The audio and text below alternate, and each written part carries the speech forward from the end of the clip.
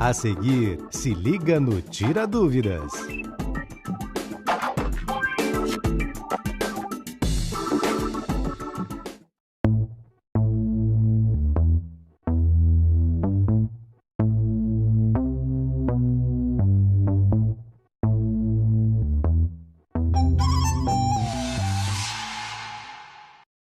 Este programa é livre para todos os públicos.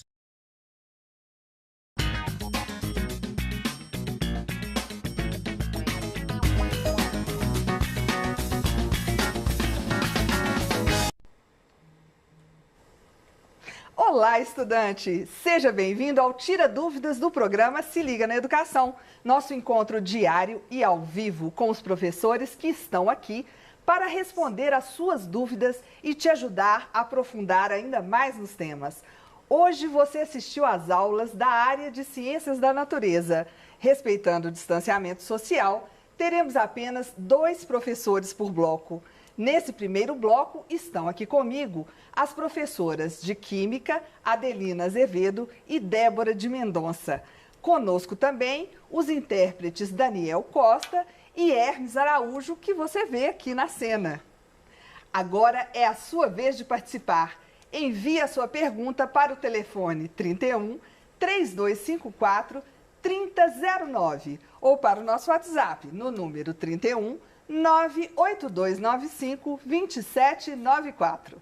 Não se esqueça de falar o seu nome, a cidade, a escola e o ano que você estuda. Lembrando que a programação completa do Se Liga na Educação está no nosso site estudeemcasa.educação.mg.gov.br. Professora Adelina, tudo bem? Tudo bem. Conta pra gente quais foram os temas vistos hoje. A aula de hoje, ela foi uma aula que ocorreu no laboratório da Escola Estadual Três Poderes. Ela é sequência da aula da primeira semana, da semana passada. Então, ela trata das funções inorgânicas. Então, apresenta o grupo sal, ácido, base e também as escalas de pH e os indicadores ácido-base. Que ótimo! Então, vamos ver as suas experiências hoje no laboratório, né? Exatamente. Que ótimo, então. Professora Débora, tudo bem? Tudo bom, Cláudia. Conta pra gente aí quais foram as aulas de hoje. Olá, alunos. Bom, hoje nós demos continuidade às reações orgânicas. Hoje nós trabalhamos com as reações de adição. Então, nós conseguimos observar aí a diferença entre as reações de substituição e reação de adição e demos aí mais um pontapé referente a esses tipos de reações que ocorrem com os compostos orgânicos. Ótimo, então. Vamos para as perguntas? Vamos lá, vamos começar? Primeiro ano. Muitas pessoas apresentam dor no estômago devido ao excesso de ácido. Nesse caso, recomenda-se a ingestão de um comprimido antiácido efervescente. Explique como ocorre esse processo de neutralização. Vou lá, você ajuda? Vamos. Ok. Então, na verdade, um dos ácidos presentes no estômago é o ácido hipoclorito, né? Então, embora o termo seja antiácido, mas esses medicamentos que a gente toma, essas substâncias que a gente ingere para neutralizar o efeito ácido, é um grupo que tem propriedades básicas, neutralizantes, que pode ser os bicarbonatos. Só dar um exemplo aqui dos bicarbonatos. Um deles é o KHCO3. Outro exemplo, tá? O NaHCO3, que são bicarbonatos que quando reage com ácido vai formar uma base, vai neutralizar o meio. Outras materiais que tem são os carbonatos, por exemplo, carbonato de sódio, às vezes o hidróxido de magnésio, que é uma base. Então, isso aqui são alguns dos componentes que fazem parte dos materiais que a gente toma e que recebe a denominação de antiácidos. E esse é um dos principais ácidos que está presente. Então, a reação entre ácido e base, ou entre ácidos e alguns sais, vai ser uma reação que a gente chama de neutralização, que vai formar um sal e água, vai tirar o excesso de íons H+ presente no meio. Quer completar, Débora? É interessante que o nosso próprio organismo, ele faz esse tipo de reação, né? O que acontece, às vezes, quando temos uma produção muito grande desse tipo de ácido, é que não dá tempo ainda do nosso organismo fazer essa neutralização pelo próprio organismo, pelas substâncias produzidas no nosso próprio organismo, e aí se faz uso desses medicamentos para acelerar o processo, né? Mas é um processo que organicamente também ocorre dentro do nosso organismo. Lembrando que para tomar medicamento só com orientação médica. Exatamente. Com certeza. Vamos lá. Terceiro ano. Qual a diferença entre as reações de adição e as de substituição, professora Débora? Ah, tá. Eu vou usar a louça. Então, nós vimos na aula anterior as reações de substituição e na aula de hoje nós estamos trabalhando com as reações de adição. Qual que é a principal diferença entre eles? Então, na reação de adição, nós temos um hidrocarboneto insaturado, ou seja, precisa apresentar uma dupla ou tripla ligação entre carbonos, e eu vou adicionar um outro grupo a eles. Então, vou colocar aqui o grupo AB. O que eu vou ter como resultado dessa reação? Eu vou ter a quebra da ligação π. Essa ligação vai se romper, esses elétrons vão estar disponíveis para esses carbonos e eu vou ter então agora a adição de dois elementos ou dois grupos orgânicos. No caso aqui eu representei pelas letras A e B. Observe que na reação de adição eu preciso ter insaturação porque são esses elétrons que estarão disponíveis para a adição de uma nova ligação química e eu tenho a formação de um único produto. Agora, a reação que nós trabalhamos na semana passada, que é a de substituição. Na substituição, isso não ocorre. Na substituição, eu estou trabalhando alcanos. São hidrocarbonetos que são estáveis e possuem apenas uma ligação entre carbonos.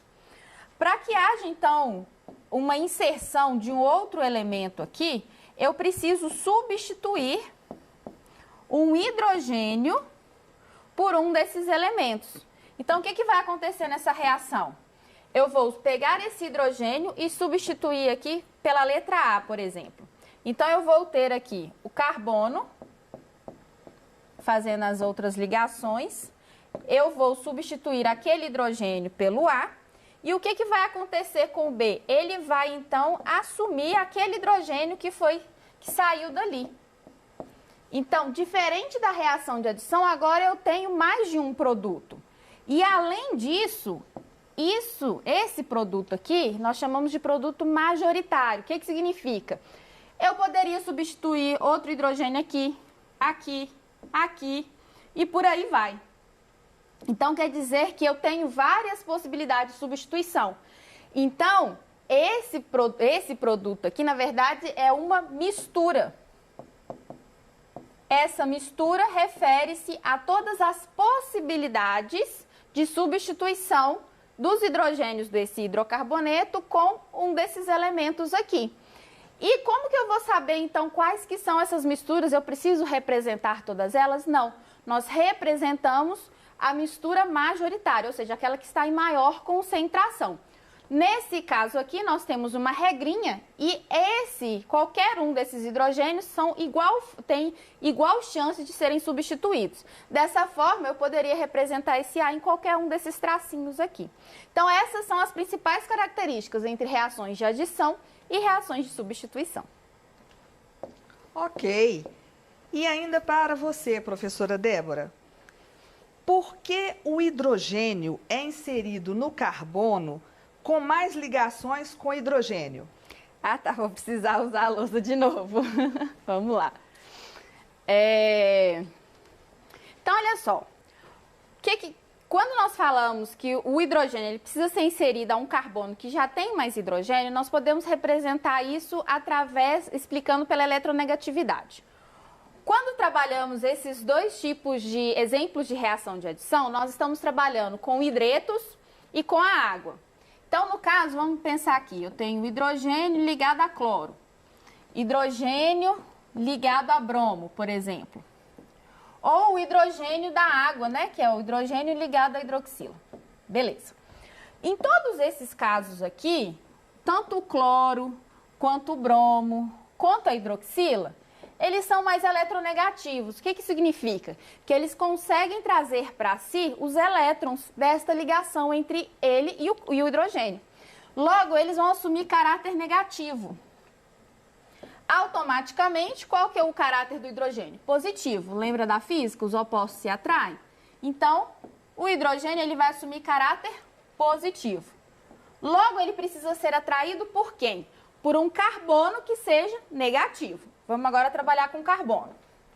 Então, imagine aqui, eu tenho um carbono fazendo a dupla ligação e ele tem um hidrogênio aqui. Não vou desenhar os outros, não, só por questão de tempo. Vou tirar esse tracinho aqui, que carbono só faz 4 ligações. Senão os professores de química vão atrás de mim. Então, olha só, entre carbonos não existe diferença de eletronegatividade, eles são iguais. Mas entre carbono e hidrogênio existe. O hidrogênio assume sempre caráter positivo e o carbono caráter negativo. Ou seja, quanto mais carbonos quanto mais hidrogênios esse carbono tiver, maior é a carga negativa dele. Logo, o hidrogênio ele vai se sentir atraído por aquele carbono que tiver maior hidrogênio. Então, qual que é a regra? Olhei o carbono, tem muito hidrogênio, é ali que o hidrogênio vai se ligar. E a explicação é essa em função da eletronegatividade. Ok. Espero ter respondido aí a pergunta. Muito obrigada. E agora a questão é do primeiro ano. Professora Adelina. Vamos lá. Por favor, explique por que o odor diminui se colocarmos sumo de limão sobre o peixe. Vamos lá, pergunta boa, né, Débora? Isso aí dá uma boa explicação na culinária. Né? Exatamente. Eu vou resumir e você pode me completar, por favor. Na verdade, é só você pensar o seguinte, de maneira empírica, né? O limão é uma substância ácida. Então, se eu coloco ele se some o cheiro do peixe, é porque ocorreu uma reação química e uma reação de neutralização. Então, nesse caso, um dos responsáveis pelo cheiro do peixe são as aminas, né? Exatamente. São as aminas. E o limão, ele tem o ácido cítrico, que é um ácido orgânico. Tanto as aminas quanto o ácido cítrico são substâncias orgânicas. Então, o ácido orgânico reagindo com uma substância orgânica que tem caráter básico e daí eliminar o cheiro. Exatamente. As aminas, nós temos ali a presença do nitrogênio, né? E ele tem aquele par de elétrons não ligantes que faz justamente a captura do hidrogênio, né, do meio. E esse hidrogênio veio da onde? Veio justamente do limão. Quando a gente espreme o limão, você vai ver que ele é um líquido, né? Ali é uma solução. Então, o ácido ali, o H+ ali presente, ele vai ser capturado, então, ali pelo nitrogênio, formando, então, as novas substâncias, causando essa neutralização. A gente até trabalhou em uma das aulas de orgânica falando dessa amina, né? Essa proteína baseada na amina, que causa aquele cheiro característico, né? Quando a gente vai para Marinas, toda a região praiana, é muito característico aquele cheiro de mar, aquele cheiro de peixe, né? É justamente em função dessa proteína que tem as aminas. Agora, o limão serve para muita coisa, né? Essa característica dele. Porque, por exemplo, se você colocar também na maçã descascada, a maçã não fica preta. Ele termina se transformando ali num agente, né, oxidante, né, impedindo ali a oxidação, justamente por conta disso, que aquela película que ele vai ficar em cima, ele vai oxidar, ele vai liberar esses hidrogênios e a água para o ambiente e vai criar uma película protetora sobre a maçã. Por exemplo, já vi Antigamente, quando não tinha geladeira, eles costumavam guardar frutas em cima do açúcar, né? Que aí caramelizava, justamente por causa disso. Com o tempo, o açúcar vai caramelizando e vai formando aquela película, impedindo que a água e as proteínas e as propriedades que estão da fruta fiquem em contato com o ar e assim ele não oxida. É só a gente pensar que, no caso da... Aí a gente pode puxar para a questão da putrefação de alimentos, né? O que leva os alimentos a perderem, né? Uma deles é a reação com o oxigênio do ar. Exatamente. Então, quando pinga o limão, impede essa reação com o oxigênio que faz escurecer. Situação semelhante à banana. Quando mergulha, né, antes da geladeira, o pessoal na roça, eles mergulhavam a carne, né, na gordura. É verdade, por quê? tem Porque gordura. o oxigênio não tem dificuldade de atravessar a camada de gordura, então dura mais tempo, né? E a outra questão é vácuo que impede contato com o Isso, oxigênio. exatamente. A importância aí da gente saber química. Sim. Na vida prática. Vamos lá, terceiro ano. Quantos produtos são formados em uma reação de substituição, professora Débora, e nas de adição? Bom, nós falamos isso quando eu falei sobre as características, né? Então, reforçando. O aluno, às vezes, tem um pouco de dificuldade porque vai ver que o produto final, todos os dois vão ter uma mudança. Mas na adição, eu tenho 2 reagentes e um vai ser adicionado sobre o outro. Logo, eu vou ter um único produto.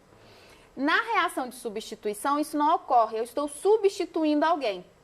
Então, eu estou removendo um elemento de um reagente e trocando com o do outro reagente.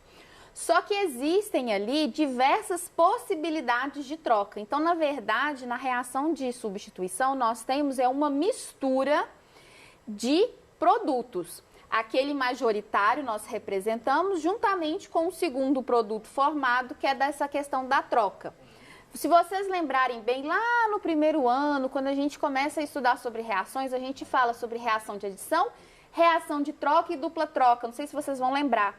É justamente nesse momento, quando nós temos, então, essas possibilidades de troca entre os reagentes. Então, lembrando, a adição é sempre um único produto, reação de substituição, uma mistura de possibilidades de produtos formados. E a sugestão aí, para o aluno que está respondendo as questões de vestibular, de Enem da vida, é você fazer o seguinte: vai escrever uma reação de adição, de substituição, escreve todas as possíveis fórmulas com os diferentes átomos de carbono que tem no reagente e vai dando nome. Porque aí você vai saber quantos produtos formou e aí você vai ver qual carbono que tem maior facilidade de substituição. Esse vai ser, essa reação aí, essa substituição aí, é a que vai dar o produto em maior quantidade, que nós chamamos de produto principal, que a Débora falou de produto majoritário. Exatamente. É uma boa dica você fazer esse treino e fazendo a substituição de todos os hidrogênios.